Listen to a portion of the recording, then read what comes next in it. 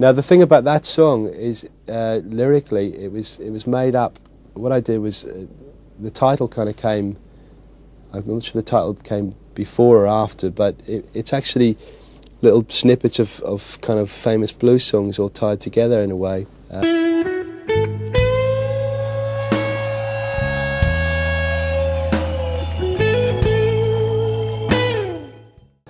And I used to go along sometimes with him when I was about 5 years old, 6 years old, and watch these bands.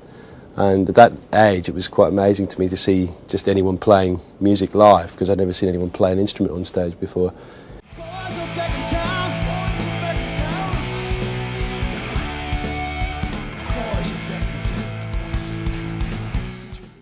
There are guitarists whose brilliance lies in the elegance of their restraint, and others whose greatness is forged in ferocity and fire.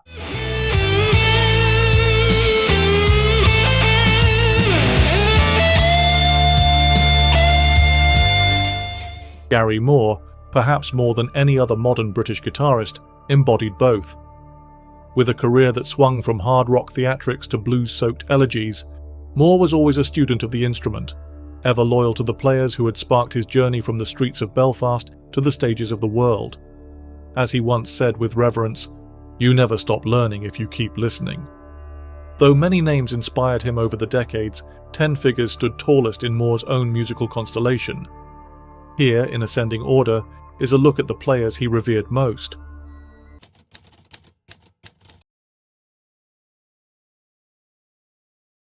Known for his stinging tone, ice pick attack, and unusual minor key tunings, Albert Collins was more than a stylist. He was a force. And for Moore, Collins's singular voice on the guitar was a revelation.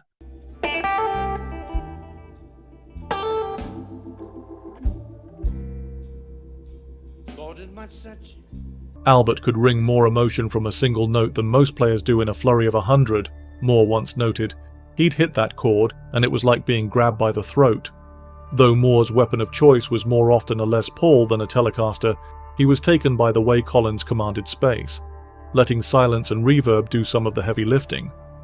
The two men shared a stage on several occasions, and Moore never disguised his awe. Playing with Albert was like walking a tightrope, he said. You had to be on your game or you'd just get swallowed up in that sound.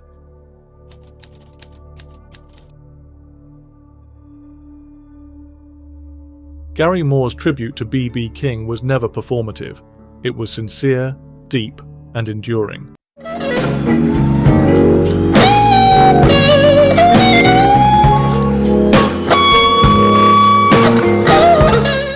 B.B. could say more with 5 notes than most players can with 50, he once said in a documentary. It wasn't about speed or flash with him, it was always about feel. It was a philosophy Moore tried to internalize more and more as he matured. Early in his career, Moore was known for his blistering speed and showmanship, particularly during his stints with Thin Lizzy and Colosseum 2. But his later albums, particularly Still Got the Blues, reflected the more meditative approach favored by King. The two men performed together several times, with King once introducing Moore on stage as one of the few guitarists who can make me sweat. Moore beamed at that memory. When B.B. said that, I felt like I'd arrived.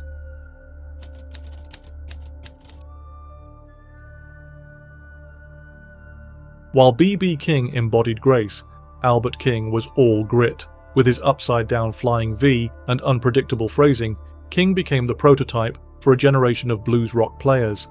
Moore was among them.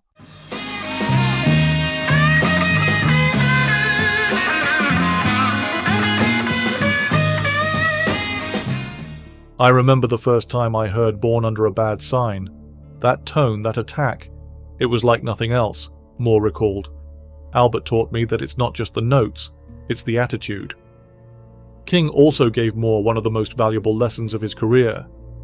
He told me once, "Gary, you don't need to play all the time. Leave some space in there, let the listener catch their breath." That stuck with me forever. It's no accident that Moore's live recordings often feature drawn-out solo sections where time seems to suspend. He learned from King that sometimes it's the anticipation, not the resolution, that gives a note its power.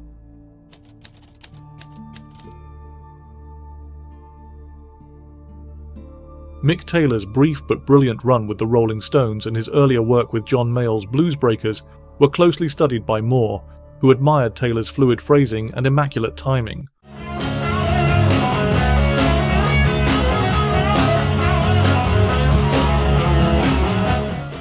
He had this lyrical style, Moore said.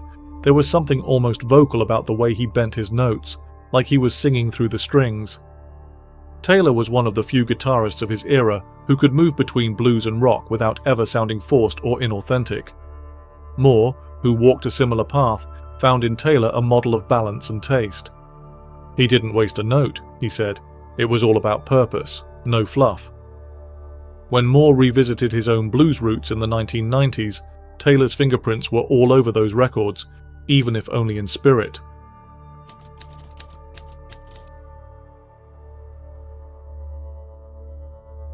It might surprise some to find the quiet Beatle so high on Moore's list, but for Moore, George Harrison's approach to the guitar was a lesson in restraint, subtlety, and soul.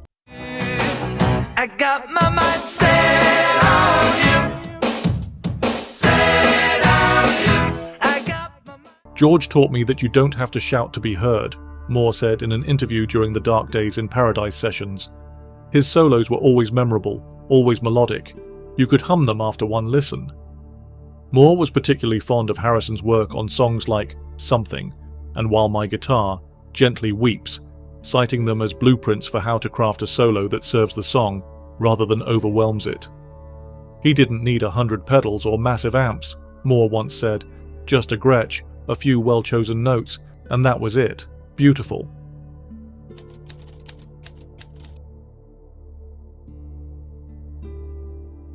Before Moore discovered the blues, before Hendrix or Clapton, there was Hank Marvin.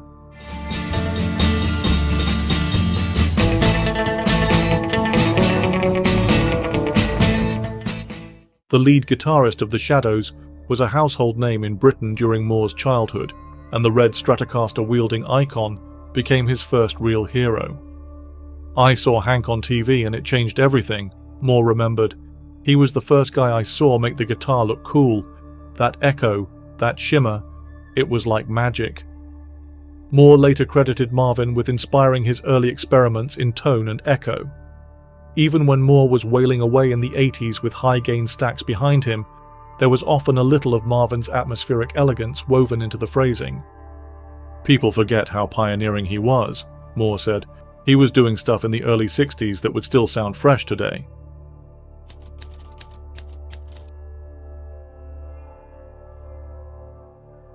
Jeff Beck was the guitar world's mercurial savant. Sometimes rock, sometimes jazz, always confounding expectation.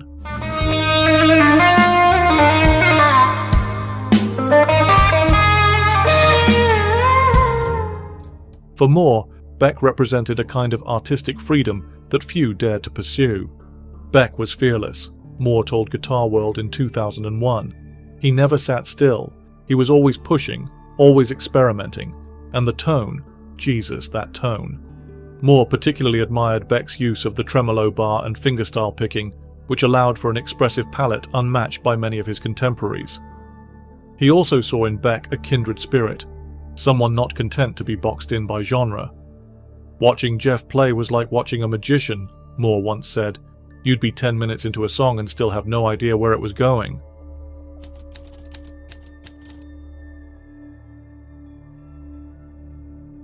Every guitarist who came of age in the late 60s owes something to Hendrix. Where you gonna run to now? Where you gonna go? For Moore, Hendrix wasn't just an innovator, he was a revelation. Jimmy changed the rules, Moore said. He showed us that the guitar wasn't just a melodic instrument, it could be percussive, orchestral, cinematic. Moore was particularly struck by the emotional range Hendrix could conjure. It wasn't just the fireworks, he said. It was the tenderness too. Little Wing, Angel, those were heartbreakingly beautiful. Though Moore never directly emulated Hendrix's psychedelic flourishes, the freedom and fire in Hendrix's playing echoed through his solos. He made it okay to break all the rules, Moore said, and I broke a few of them myself.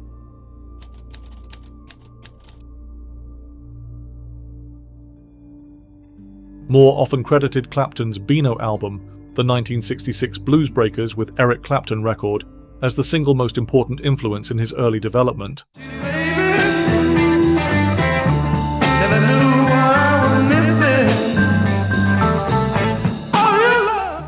When I heard that album, it was like a light going on, Moore recalled. That sound, that sustain, it was unlike anything else at the time. Clapton's phrasing, tone, and command of blues vocabulary became foundational for Moore. Even as his own style evolved, he returned time and again to the techniques and phrasing he'd first absorbed from Clapton's seminal work. He made the blues modern, Moore said. He brought it into the rock world without losing its soul. Though Moore would eventually explore more flamboyant and technically demanding territories than Clapton, the emotional directness of Clapton's early work remained a touchstone throughout his life.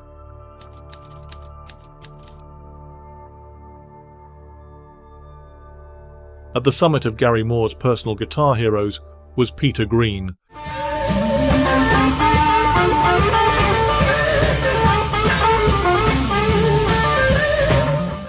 The enigmatic genius behind the early incarnation of Fleetwood Mac, and, in Moore's eyes, the most soulful British guitarist who ever lived.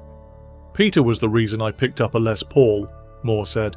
I'd listened to Need Your Love So Bad or Man of the World, and it was like being pulled into another universe. Unlike some of his peers, Green was never one for pyrotechnics or showmanship. Instead, his playing was imbued with a kind of emotional rawness that could floor a listener with just a single note.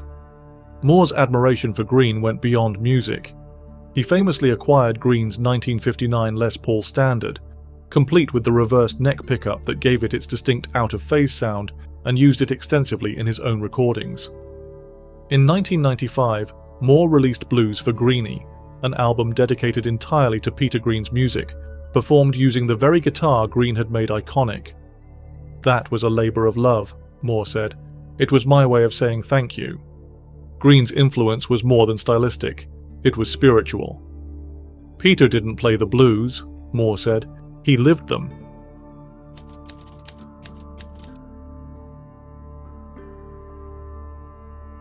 Gary Moore's own legacy is indisputable. He was one of the few players who could traverse genres while remaining unmistakably himself. Yet, throughout his life, he was never shy about naming those who had lit the way. They were my teachers, he said. Each one of them gave me something, a tone, a feel, a lesson in honesty. What makes Moore's tributes so compelling is that they were never mere lip service. You can hear the echoes of Green's melancholy, the sting of Collins's phrasing, the elegance of Harrison's economy, all coursing through Moore's fretwork. In a music world too often defined by competition and ego, Moore's humility about those who shaped him is a breath of fresh air. He played not just for the notes, but for the lineage. And in doing so, he honoured the men who had first shown him what the guitar could truly do.